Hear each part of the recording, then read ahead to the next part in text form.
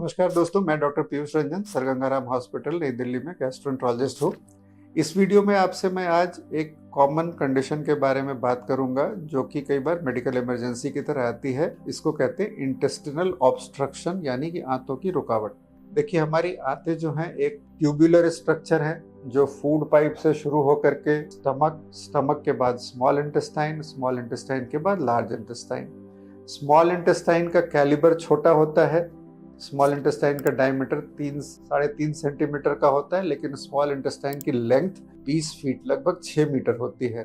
Duodenum, jejunum और ileum small intestine के 3 part होते हैं।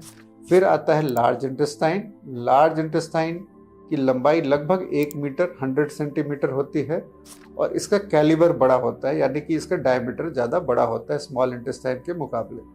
तो इस पूरे रास्ते में यदि किसी भी जगह पे किसी भी बीमारी से रुकावट हो रही हो, उसको कहते हैं इंटेस्टिनल ऑब्स्ट्रक्शन। ये इंटेस्टिनल ऑब्स्ट्रक्शन छोटी आंत में हो सकता है या बड़ी आंत में हो सकता है। इसके लक्षण क्या होते हैं? जब भी छोटी आंत में रुकावट होगी तो पेट में दर्द होना, दर्द के साथ वॉमिटिंग होना, और ये वॉमिटिंग की मात्रा काफ़ी ज़्यादा हो सकती है, रिपीटेटिव हो सकती है। और कई बार जो लोग दुबले पतले होते हैं उसमें आंतों की पेरिस्टाल्सिस, यानी कि आंतें चलती हुई पेट के बाहर दिख सकती हैं। साथ में ऑब्स्टिपेशन, यानी कि पेट बिल्कुल फूल जाता है और बिल्कुल गैस नहीं पास हो रही हो, जिसको ऑब्स्टिपेशन कहते हैं, जिसमें स्टूल भी नहीं, लैट्रिन भी नहीं निकल रही है, गैस भी नहीं निकल रही है। तो ये एक तरह की बिल्कुल मेडिकल इमरजेंसी होती है स्मॉल इंटेस्टाइन की रुकावट। ये जब ज़्यादा रुकावट हो तब इस तरह की होगी, जबकि पार्शियल रुकावट हो तो उसको सब एक्यूट इंटेस्टिनल ऑब्स्ट्रक्शन कहते हैं, कि यानी रुकावट हो गई और खुल गई। लार्ज इंटेस्टाइन की रुकावट में जनरली ऑब्स्ट्रक्शन नहीं होता है, बट हो सकता है अगर ज़्यादा आगे बढ़ चुकी हो ये रुकावट तो ये रुकावट, पेन और इसके अलावा कई बार कई सारी बीमारियां होती है जिसमें आंतों में अगर ग्रेजुअली कोई अल्सर या कोई ग्रोथ हो रही हो तो उससे खून की कमी, काले रंग की लैट्रिन भी आ सकती है। ऐसे मरीजों में तो इसका सस्पेशन और ज़्यादा हो सकता है। जिन कारणों से ये रुकावट होती है उनमें आंतों की टीबी, आंतों का कैंसर, क्रोन्स डिजीज, ये कॉमन बीमारियां हैं। इसके अलावा पुराने ऑपरेशन, पहले किसी भी कारण से पेट का सर्जरी हुई हो, किसी भी कारण से, जैसे अपेंडिक्स का ऑपरेशन हुआ हो, गॉल ब्लैडर का ऑपरेशन हुआ हो, यूट्रस का ऑपरेशन हुआ हो, इसके कारण आंतों में एडेशन, यानी कि आंतें आपस में चिपक जाती हैं। एडेशन आंतों में रुकावट आने का सबसे कॉमन कारण है। इसके अलावा पहले किसी रेडियोथेरेपी हुई हो, जैसे यूट्रस का कैंसर अगर ऑपरेट हुआ और उसके बाद रेडियोथेरेपी हुई हो, प्रोस्टेट का कैंसर ऑपरेट हुआ उसके बाद रेडियोथेरेपी हुई हो, पैंक्रियास के कैंसर के लिए, तो रेडियोथेरेपी के चेंजेस से भी आंतों में एडेशन बन जाती है, जिससे कि रुकावट हो सकती है। तो ये आंतों में रुकावट के कारण हैं। इसको डायग्नोज कैसे करते हैं? सबसे इंपॉर्टेंट चीज़, दर्द के दौरान अगर हम सिंपल खड़े होकर के पेट का एक्सरे करें तो इसमें हमें दिखती है, जो एयर फ्लूइड पैटर्न होते हैं उसके जरिए हम इसको डायग्नोज कर सकते हैं। इंटेस्टिनल ऑब्स्ट्रक्शन को सटीक ढंग से डायग्नोज करने का तरीका, सबसे कॉमन तरीका सीटी स्कैन होता है। सीटी स्कैन में एग्जैक्ट लोकेशन दिखती है कि कहाँ पर रुकावट है और उसके कारण के लिए फिर और फर्दर टेस्ट होते हैं। कारण अगर डायग्नोज करने से रुकावट को रोका जा सकता है तो फिर उसको करने की जरूरत होती है, लेकिन कई बार ऐसा होता है कि जब एक्यूट ऑब्स्ट्रक्शन हो उस समय कारणों के लिए जो टेस्ट होते हैं कई बार मुश्किल होते हैं। कारण के लिए जो टेस्ट होंगे वो या तो कोलोनोस्कोपी, लैट्रिन के रास्ते जा करके देखना अगर हम स्मॉल इंटेस्टाइन के उस हिस्से तक पहुंच सकते हो, या डबल बलून एंट्रोस्कोपी। ऑब्स्ट्रक्शन के स्टेज में ये चीज करना कई बार मुश्किल होता है।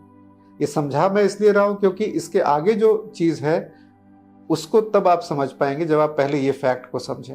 अगर ये चीज संभव नहीं है और आंतों में रुकावट लगातार चल रही है तो कई बार ऑपरेशन के सिवाय कोई दूसरा तरीका नहीं होता जिससे कारण का भी पता चले और उसका इलाज भी हो। यानी कि इंटेस्टाइन का जो हिस्सा खराब है, जब वो काट के हटा दिया जाएगा तो ये भी पता चलेगा कि किस वजह से रुकावट थी, और ये भी पता चलेगा कि, और उसका इलाज भी हो जाएगा कि वो जो खराब हिस्सा था वो कट के आ गया। अगर उसमें टीबी है तो वो उसकी बायोप्सी में नजर आएगा, उसमें कैंसर है तो उसकी बायोप्सी में नजर आएगा, उसमें क्रोन्स डिजीज है तो उसकी बायोप्सी में नजर आएगा। तो 3 से 4 दिन तक अगर कंजर्वेटिव ट्रीटमेंट पर वेट करके भी अगर आंतें नहीं खुल रही हो तो कई बार ऑपरेशन के सिवाय उसका दूसरा और कोई तरीका नहीं होता है। हम पूरी कोशिश करते हैं कि जब बिना ऑपरेशन के अगर बात बन जाए तो उसको उस तरह से करें।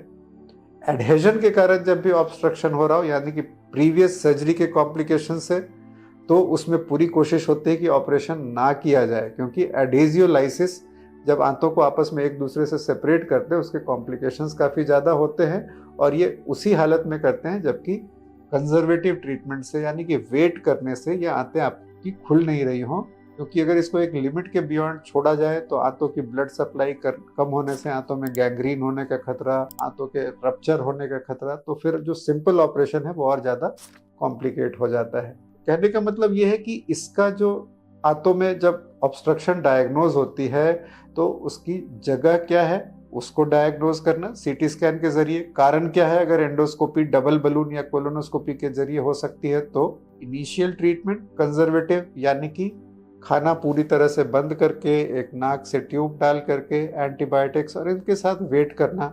2 से 3 दिन के अंदर अगर आंतों में मूवमेंट नहीं आ रही हो, आंतें नहीं खुल रही हो, तो फिर ऑपरेशन, जो कि दोनों डायग्नोस्टिक और थेराप्यूटिक दोनों होती हैं, वो फिर अगर करने की ज़रूरत पड़ी तो उसको ज़रूर करनी चाहिए। एक तरह की इमरजेंसी होती है जिसमें कि तेज़ी से डिसीजन लेना, और इसको समझना, कई लोग ऑपरेशन और इसकी चीज़ से इतने डर जाते हैं या फिर इस चीज़ को एक्सेप्ट नहीं करते हैं, तो वहाँ पे बहुत ज़्यादा प्रॉब्लम आती है।